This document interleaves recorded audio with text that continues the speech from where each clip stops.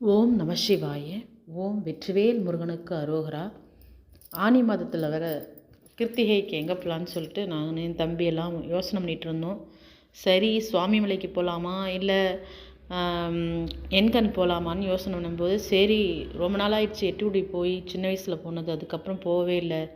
அதனால் எட்டுக்குடி கோயிலுக்கே போகலான்னு சொல்லிட்டு நான் என் தங்கச்சி தம்பி எல்லாம் முடிவு பண்ணிட்டோம். அதுக்கப்புறம் சரி போகலான்னு சொல்லிவிட்டு நாங்களும் கிளம்பிட்டோம். கரெக்டாக நாங்கள் கிளம்பும் போதே மத்தியான நேரத்தில் தான் கிளம்புனோம். ஏன்னா மழை வேறு தூறிகிட்டே இருந்துச்சு. சரி போகலாமா வேணாமான்னு ஒரே டவுட்லேயே தான் கிளம்புனோம். சரி மழை வந்தாலும் பரவாயில்ல, நனைஞ்சிட்டாவது போயிடும்னு சொல்லிட்டு கிருத்திகை அன்னைக்கு இருந்ததுனால சரி போயிடலாம், ஆணி கிருத்திகை கிடைக்காதுன்னு சொல்லிட்டு அதுக்கப்புறம் போனோம். அதெல்லாம் போகிற வழியில் போக மழையெல்லாம் கொஞ்சம் இதாகிட்டு கொஞ்சம் கிராமத்துலலாம் பூந்து போகிறோம். ஏன்னா நாங்கள் திருவாரூர்லேருந்து உள்ளே பூந்து நாங்கள் போனோம். அப்போது கிட்டத்தட்ட ஒரு 2 மணி நேரம் ஆயிடுச்சு போகிறதுக்கு. அதுக்கப்புறம் நான் சின்ன வயசில் போனதுனால எனக்கு கோவில் கொஞ்சம் இப்போல்லாம் கொஞ்சம் டெவலப் ஆனதுனால தெரியவே இல்லை. அதுக்கப்புறம் கேட்டு நாங்கள் கரெக்டாக கோயிலுக்குள்ளே போயிட்டோம். கோயிலுக்கு போயிட்டு அவ்வளோ மன திருப்தியாக இருந்துச்சு. கோவில் பார்த்தோன்னே அவ்வளோ சந்தோஷமாக இருந்தது. அவ்வளோ கிருத்திகைங்கிறதுனால நிறைய கூட்டம், நல்லா ஒரு இதாகவே இருந்தது. அப்புறம் போயிட்டு கோயில் குளத்தில் தண்ணி தெளிச்சுட்டு சாமியை வணங்கிட்டு அதுக்கப்புறம் எல்லாம் கோயிலுக்குள்ளே போனால் சரியாக கூட்டம். உள்ளே கருவறைக்குள்ளே போக முடியல, அந்தளவுக்கு கூட்டமாக இருந்தது. உள்ளே போய் நம்மளால் சாமி கும்பிடாமலே சரி வெயிட் பண்ணுவோன்னு சொல்லிட்டு உள்ளேயே கிட்டத்தட்ட ஒரு 2 மணி நேரம் போல் நாங்கள் வெயிட் பண்ணோம்.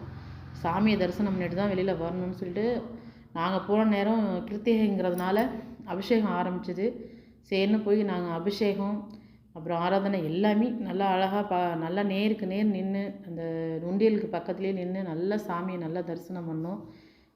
நான் நிறைய ஃபோட்டோஸ்லாம் பார்த்துருக்கேன். அப்போல்லாம் எனக்கு தெரியல இந்த சாமி தான் இங்கே எட்டுக்குடியில் இருக்குதுன்னு சொல்லிட்டு.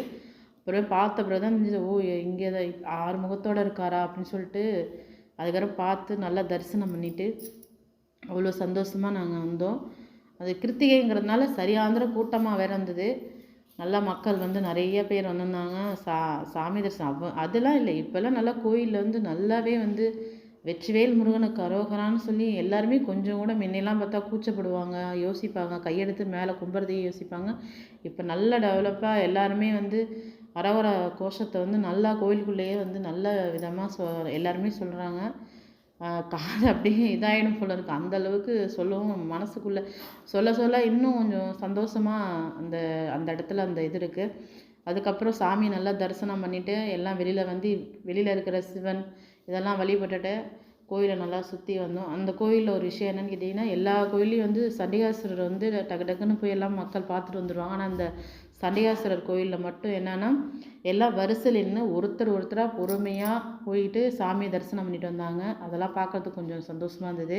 என்னதான் இருந்தாலும் கூட்டத்தில் நெரிசல் பண்ணிவிட்டு அது ஒரு சண்டையாக போய் அது ஒரு பிரச்சனையாகி இல்லாமல் நின்று சண்டிகாசுரரை பொறுமையாக, ஏன்னா நானே இதுவே ஃபஸ்ட் டைம் இதுமாரி மக்கள் அந்த இடத்துல பொறுமையாக போய் ஒருத்தருக்கு பின்னாடி ஒருத்தராக போய் வழிபாடு பண்ணுறது. எட்டுக்குடி கோயிலுக்கு போனதில் அவ்வளோ ஒரு சந்தோஷம் எனக்கு. ஏன்னா ரொம்ப சின்ன வயசில் நான் போனது. அதுக்கப்புறம் இப்போ தான் அந்த பாக்கியத்தை அந்த முருகப்பெருமான் எனக்கு